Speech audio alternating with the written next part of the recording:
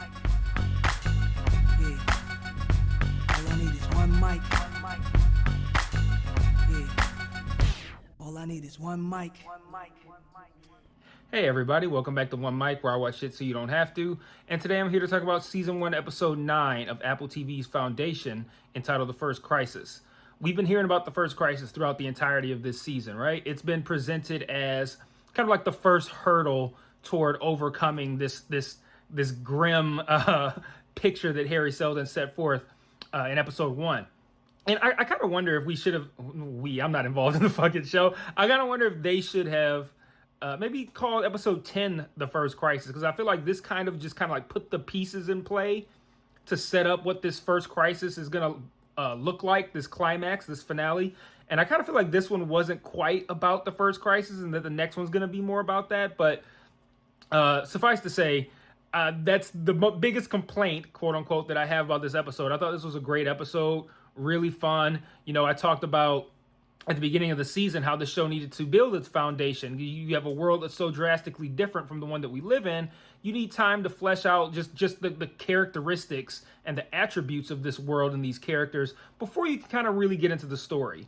And we dealt with that for probably like the first 3-4 episodes or so, but these last 3 or 4 have been really good. And these last 2 in particular, I thought they really knocked it out of the park. And I don't see any reason for this show to ever become kind of slow or plodding again. Like it's all the groundwork has been laid, and expertly, by the way, to a point where it feels like you could see now. Like we have like the base of the trunk of the tree. You could see the branches starting to spout from the trunk. Like you could see all the different directions this show could potentially go. So I really enjoyed this episode.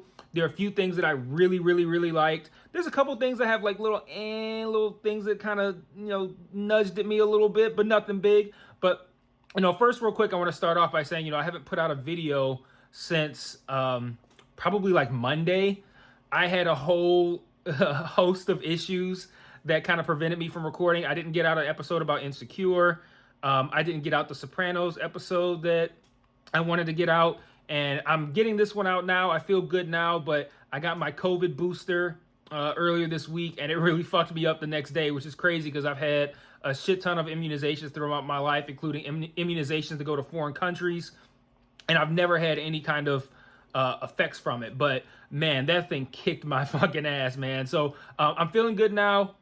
Everything's going to go back to normal. Videos are going to start coming out at a normal pace, but I wanted to get that out in front of you guys right now, even though those of you who watched the Foundation videos weren't affected. But I'm going to mention this, whatever other videos that I kind of delayed beyond my promises when I start those videos as well. So on to this, though. One of the things so I'm trying to even figure out where I want to start. Because I kind of want to start chronologically, but I really just kind of want to talk about the things that I really liked. So I'm gonna do it the way where I talk about the things I really liked. I thought the mural scene with Brother Dusk and Brother Dawn was incredible. Probably my favorite scene of the entire episode. And they did a lot of great work here because this was a situation where little things that we heard about earlier in the season paid off. This episode was full of things like that, where little things that happened that seemed maybe inconsequential or just kind of like, oh, that doesn't seem that important, all kind of like came to roost in this episode. Not all, but a lot of them did. And I always find that to be incredibly gratifying in anything that I consume, whether it's television, film, even comedy, when they end a comedy special by bringing around a joke that they did at the beginning of the show. Like, I like those kind of callbacks and callbacks to things that didn't seem like they would warrant callbacks later. I think that's like a great aspect of writing, and I love that they did that here. And the mural scene really nailed it, right? The mural scene, Brother Dusk has what kind of feels like a throwaway line almost. He mentions like, even changes in color have meaning. And then like a few minutes later, we see him looking at the mural, and he's like, I've embodied you on this mural. And by the way, this is a lot of work to do to pull the rug out from under a guy, right? To paint some shit like that. but just to make a point. But we see that brother Dusk sees the three. I'm just gonna call them animals. I forget what they were called, but the three things that he shot when they went hunting or killed. I wouldn't say he shot them. I don't remember what weapon they used. I feel like it was like a bow and arrow or something. It doesn't matter. The three things that he killed when they went hunting. We know that he killed like 6 of them, and that he had them hidden. And we also know that what's his name, Shadow Master Obrick. I think that was the guy that found them. That he found the other one. So we're like, oh shit, brother Dusk is gonna find out about this. So he sees the three. Dusk sees. I mean, Dawn. Yeah, Dusk. No, I was called. Oh my god, these names are so fucking with me. Dawn, Day, and Dusk. Damn it, man. Dawn is watching, is looking at the mural and sees the three. Then after Dusk leaves, he puts on the things that what's her name, Azura gave him to help him see color, and then he sees all 6. And that's such a great reveal because it reveals multiple things. It reveals, one, that brother Dusk knows about the extra ones that he killed, which we presumed he knew about, but that's an interesting way to reveal today that he knows about them. I'm never gonna get these names right. Even though I know who they all are, it's just the words are all too similar for me to like just get them consistently. But then it also reveals that he knows about the color blindness. So like that is I don't know, that was just such a cool reveal to me. And I love how that paid off and how he runs off and he's like, oh, I got, he's packing up, he's got to get out of there. The Shadow Master shows up and he has to use his I don't know, I guess he put his shield in reverse mode or some shit. so that rather than forming a barrier, it blasted out. But yeah, I love that mural scene. I thought that was great work. I also loved the kind of like the layered reveals that happen once Azura once everything's kind of revealed to brother Dawn while he's in custody. And I'm gonna pat myself on the back here because I said it probably like episode 3 or some shit. I said something like, I wonder if this Azura thing is a whole setup to get him, because I said they kept showing him taking his shield off. And granted, that didn't come into play here, though he did take his shield off. But that wasn't him. Their plan could have come to fruition, I think, well, no, it wouldn't have worked if he had kept his shield on. I don't think they would have been able to necessarily capture him. Well, they would have, but they would have had to do it very slowly. But, I said that, maybe this was a long game by her, that this was some sort of trap. And I feel like somebody even in the comments was like, nah, fam, you reach it. something to that degree. And now here we are, and that's exactly what the fuck it was. This was a long game plan here. And I love how long of a game this was, that it predates Dawn even being created. And the only thing that disappointed me about this, and I'm gonna explain this for those of you who are actually looking for an explanation of what happened here, but what I loved and didn't like was that for a minute they made me think that we were going to have a storyline branch that sounded really cool to me, and then they pulled that rug out from under me. So Dawn escapes the palace. He uses we hear him kind of like hearing Azura telling him about where she lives and how she gets there, and he's remembering that, and he uses that to navigate to where she was at. He knocks on the door, she lets him in, they kiss. He starts to go take a shower, and then he forgets something. He wants to talk about what name they're going to use for him. And then she's standing there with a gun, and he escapes. He gets knocked out by some people out on the street, and he sees a version of himself. Now, at that moment, I think, is this the brother Dawn from the palace, the clone or whatever? But it turns out that Azura's crew, and they need a name, or whoever they are, they need a name, have been planning this since before Dawn was even around. They got some of Cleon's DNA. They made this other version of Day that's exactly identical to all the other previous versions and everyone else. And they also altered the Day that we know. They altered his DNA to make it so that he was colorblind and left-handed and all that kind of shit, because they wanted him to want to escape on his own. Azura was sent in to help further that enticement, to help pull him out of there.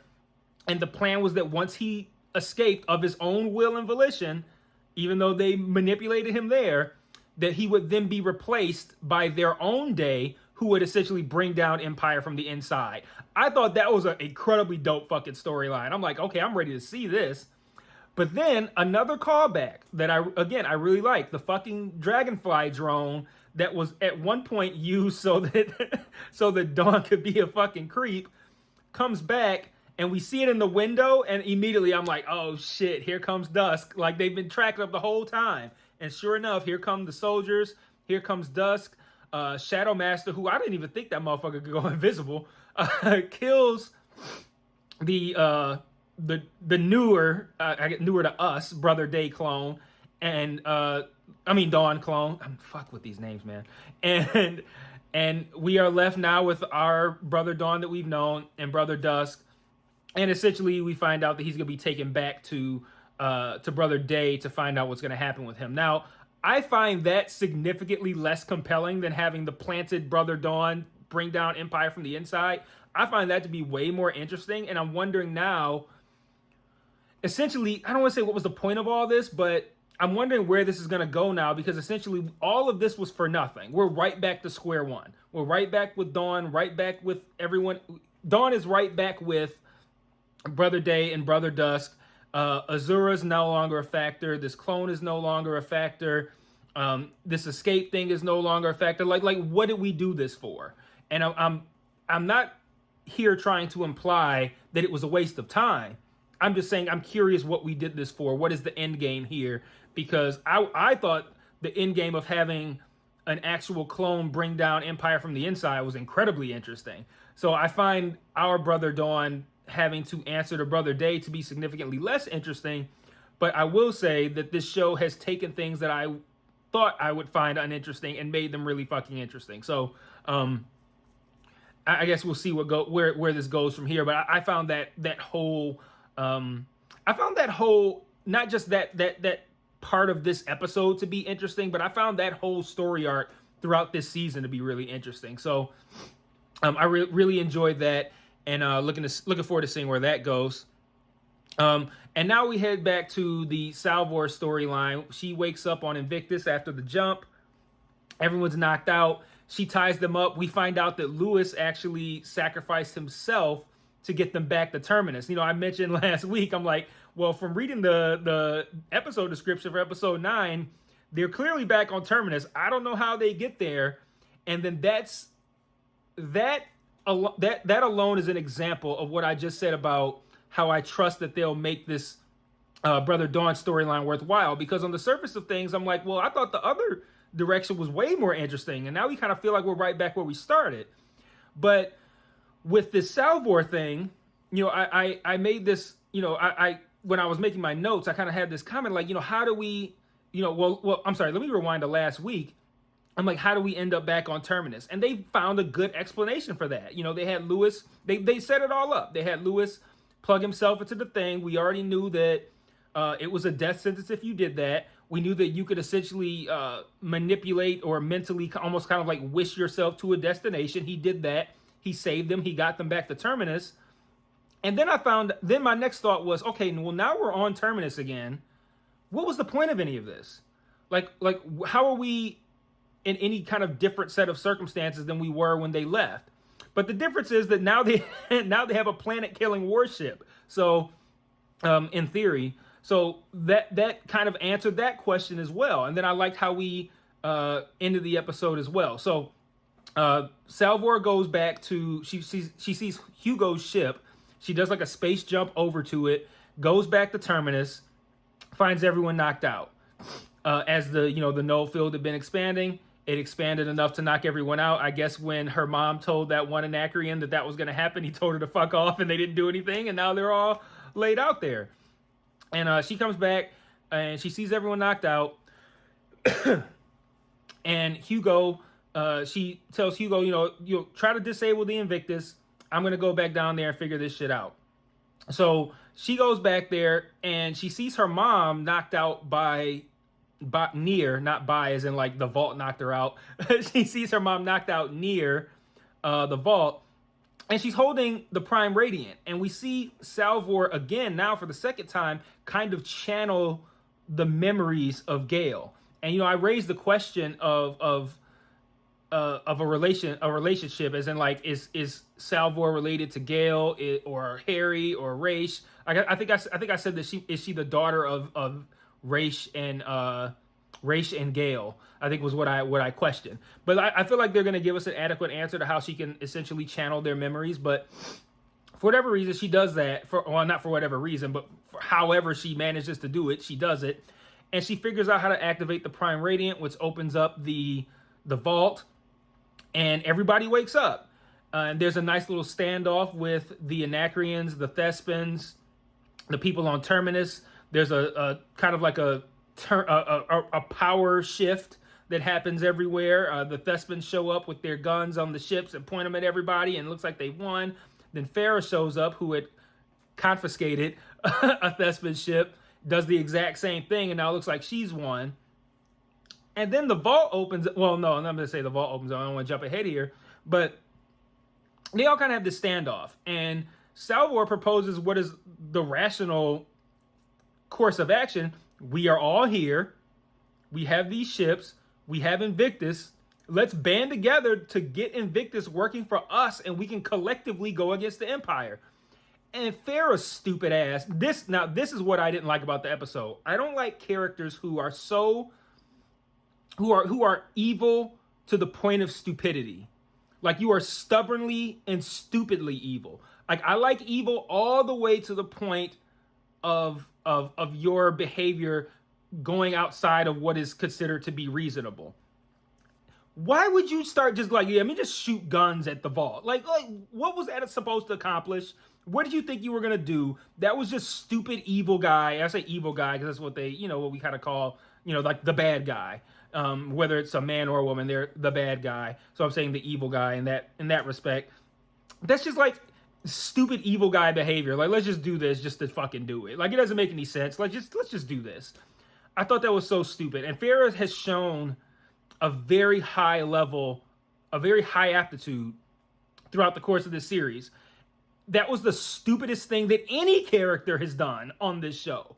And like that irks me when characters are like, I'm just so stubborn and evil that I'm just gonna shoot stuff now because that's how I was written. I'm just bang bang motherfucking Yosemite Sam out here. Like, that was so fucking dumb. I really hated that scene. But on an episode that's easily the best episode of the season, that had some really, really great scenes, my frustration with Farah having the ship fire guns at the vault is infinitesimally small compared to how much I liked all the other stuff in the episode. But that happens.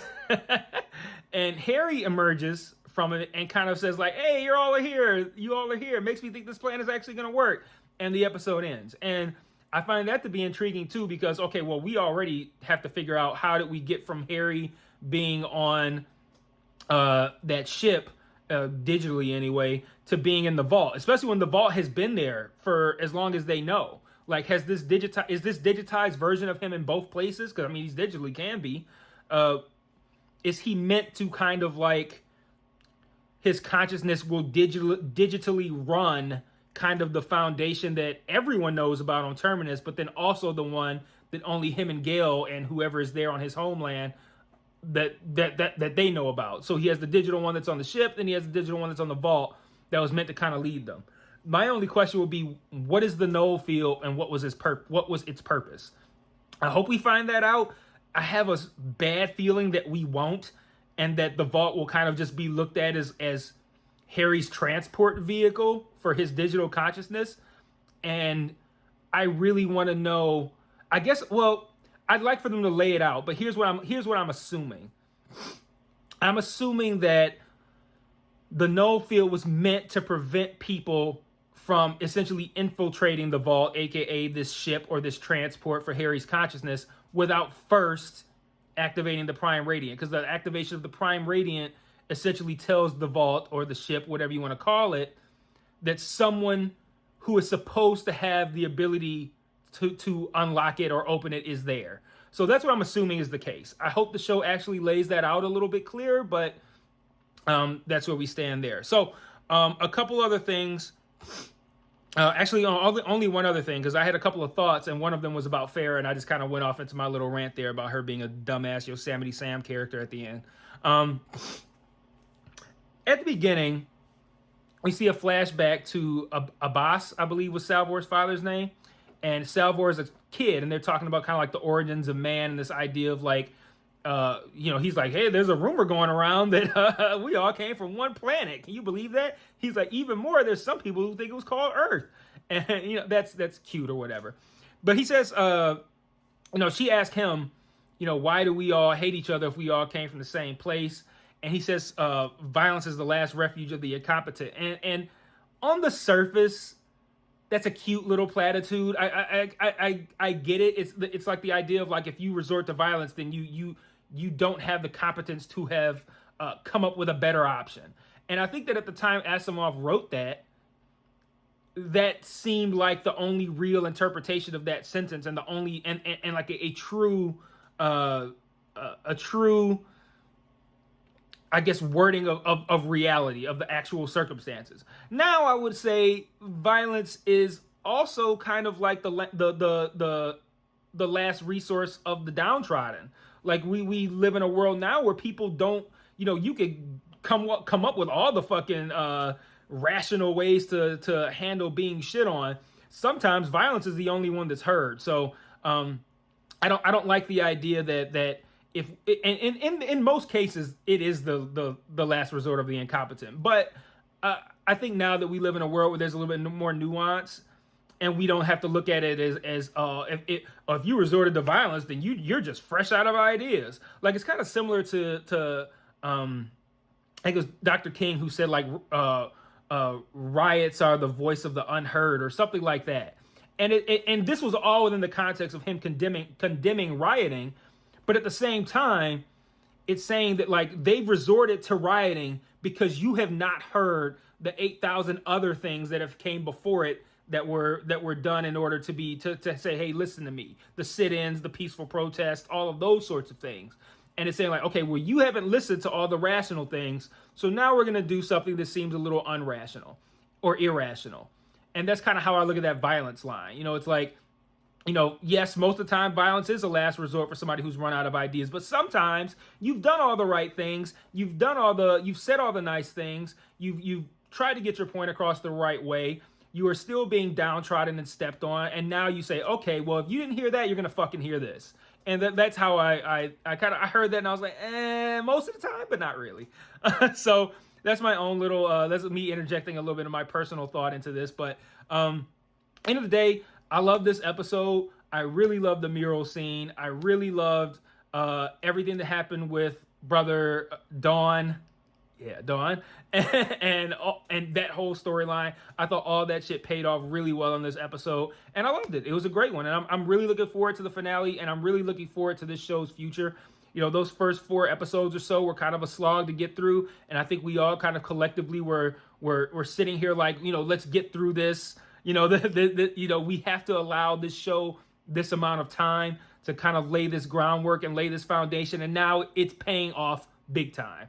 I really enjoyed this week. I really enjoyed last week. And I see virtually no circumstances in which I don't enjoy the finale. So I'll see you guys a week from today for the season 1 finale of Foundation. Peace.